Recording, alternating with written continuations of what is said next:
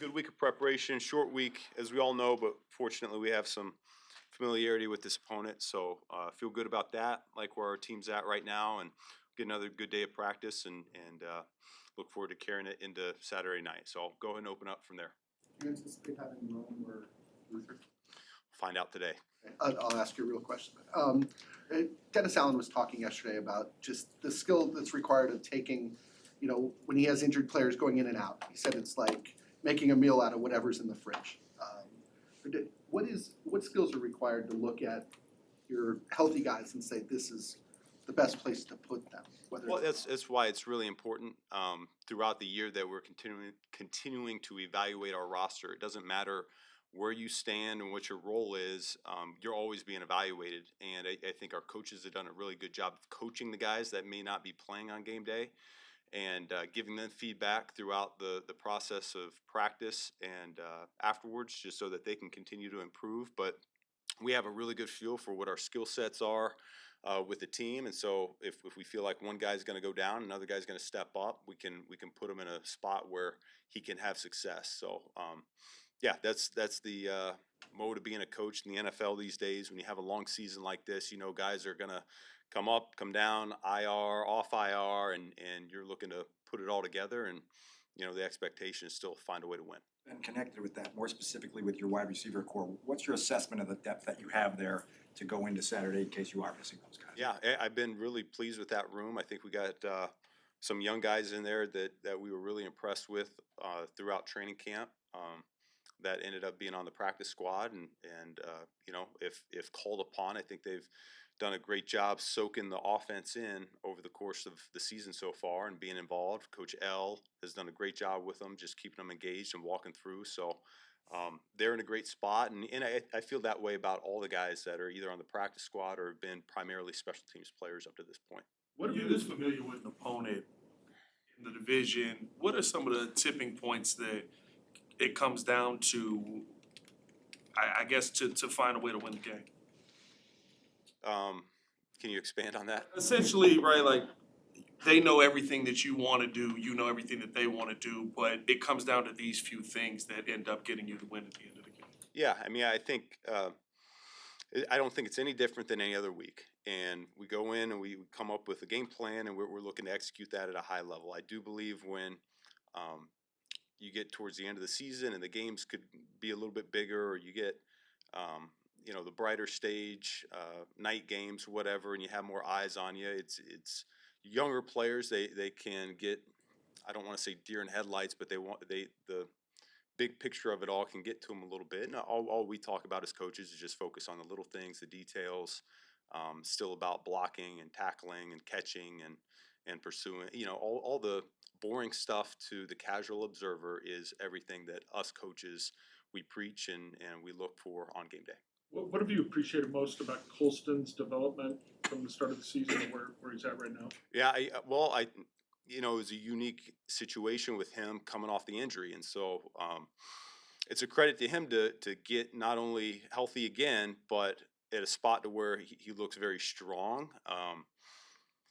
You come from a place like Michigan, you're already advanced as a schematic guy. He's done a lot of things on tape over his college career that you knew were going to translate, and yet he's learning so fast, just the technique aspect of it. I think Jim Dre's done a phenomenal job getting him up to speed. The willingness to block that he showed at Michigan has really translated to this league. He's going to continue to learn and grow, but he plays with really good pad level for a guy that's not a prototypical wide tight end that has a little bit more size to him. He still finds a way to play with low pad level and come off the ball and strike, which I really appreciate. I think that's hard to find for a rookie tight end, much less a guy that's been kind of tabbed a route runner throughout his college career. So I view him as a complete player here at this point, and he takes a lot of pride in all facets of what he's being asked to do. And so because of that, there's really a ton that we put on his plate, from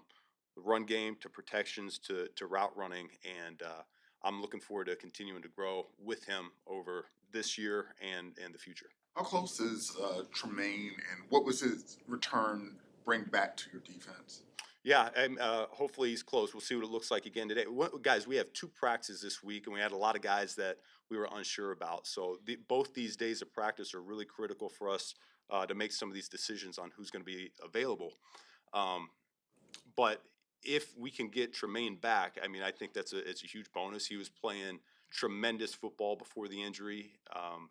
He is a huge asset in coverage just because of how long he is. It's hard to get the ball around him when we're playing zones, and I think he's really good in our match in mans where he can match up on tight ends and running backs out of the backfield and do a really good job there. Josh Jacobs is a heck of a pass catcher. He probably doesn't get enough credit for that part of his game, and so that's something that we need to do a good job taking care of. And so Tremaine potentially could really help us in that regard.